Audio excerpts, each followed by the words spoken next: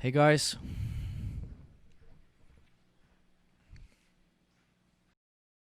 Hey guys, welcome to the Manual of Attentive Music. On today's manual, we're going to cover a subject that I think that is pretty important for every shoegazer, noise rocker, and I think the whole alternative music genre out there in general, which is how to blend reverb and distortion.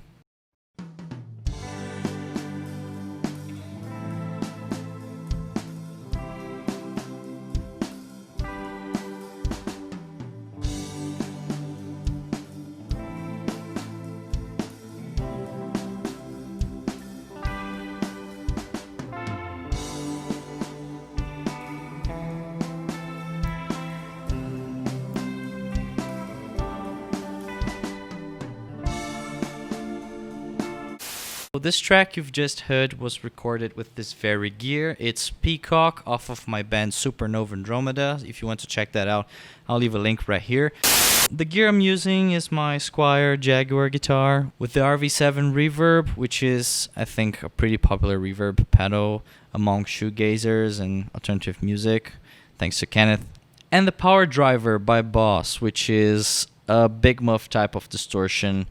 And it's a very interesting pedal. I chose this distortion because I think all of you might have a big muff type of distortion hanging around, so it might be something common. I really recommend checking it out. Along with my Fender Champion 100 amplifier on the clean channel. The intro song was recorded with the gated reverb, and on today's manual we're going to talk about 3 types of reverb, which I think are very common for shoegaze, which are going to be gated, modulated, and hall reverb.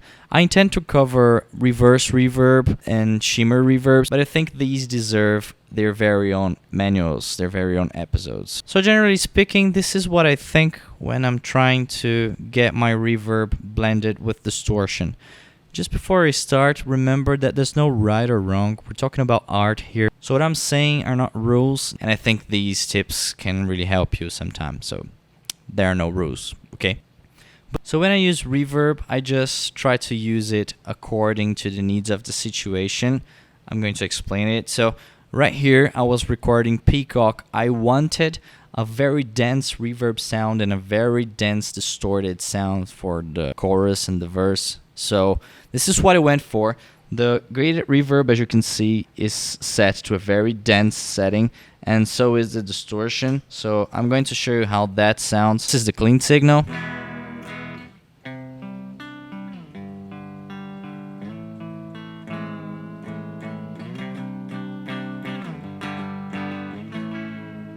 RV7.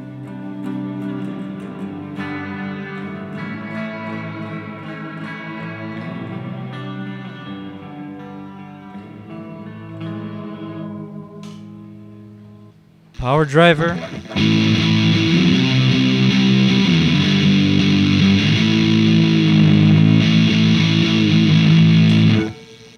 Now I'm going to show you how these settings sound together because they really sound very dense.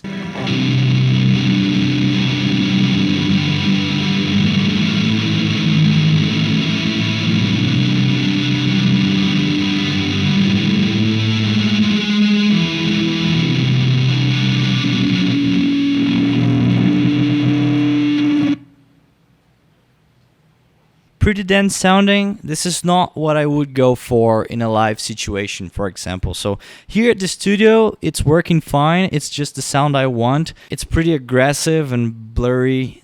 I love this, and it sounds amazing here. But in a live situation, I think you would definitely want some more definition to your sound. So generally what I do is, as the gated reverb is a pretty forward type of reverb, it really shows up in the mix. At least that's the case with this pedal. I tend to back off on the level and the decay a little bit so I can have more definition on my notes when blending with the distortion.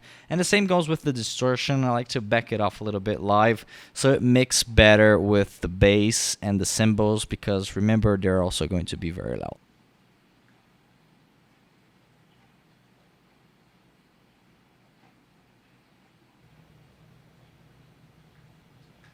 So this is how the reverb sounds on its own now.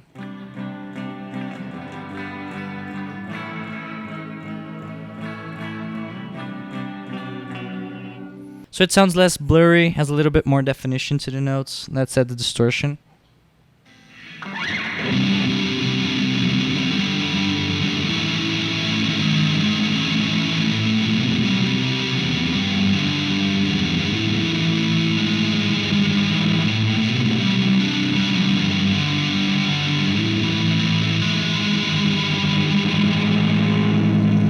As you can see, the sound was a little bit clearer now, and I think this would be better for a live situation.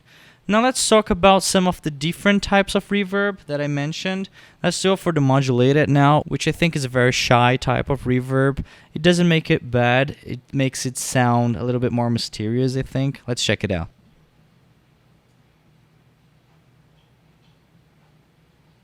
I'm increasing the liveliness and the level now so we can hear the modulation a little bit better.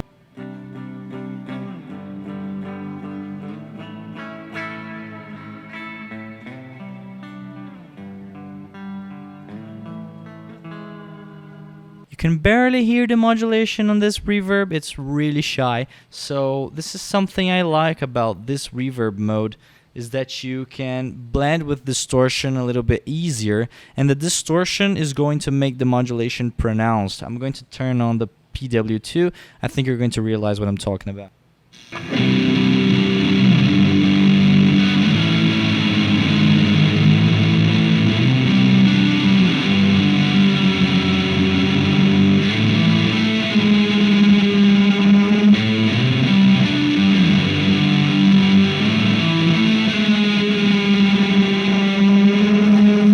So when I bend the whammy bar with the distortion turned on, the modulation on the reverb tail really comes up front and shows up in the mix.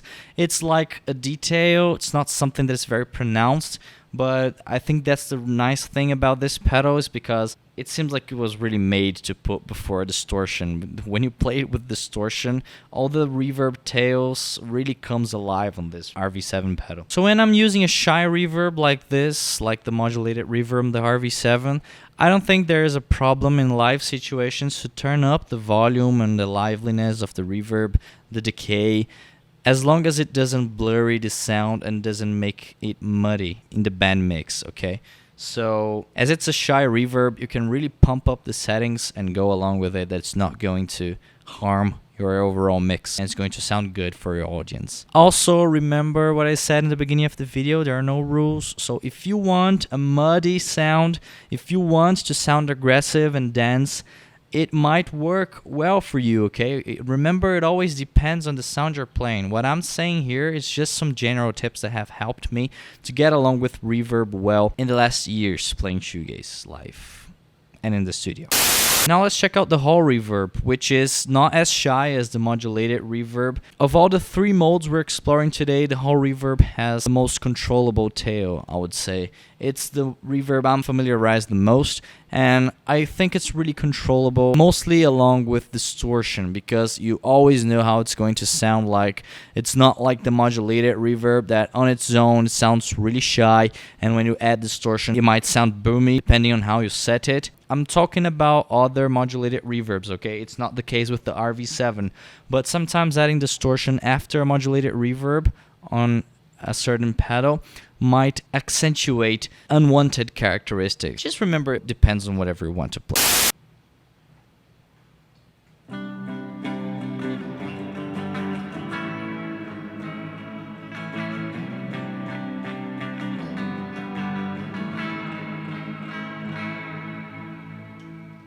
Sounded pretty dense on its own, but still not as loud as the gated reverb, so you can really have a lot of definition with this.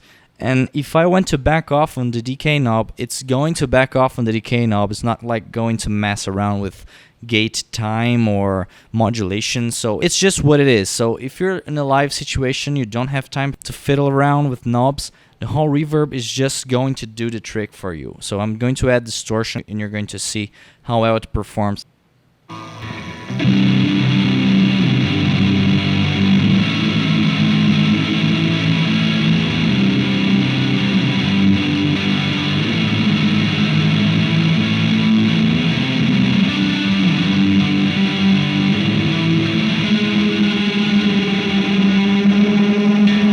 just going to back off on the decay now, so the sound has a little bit more definition.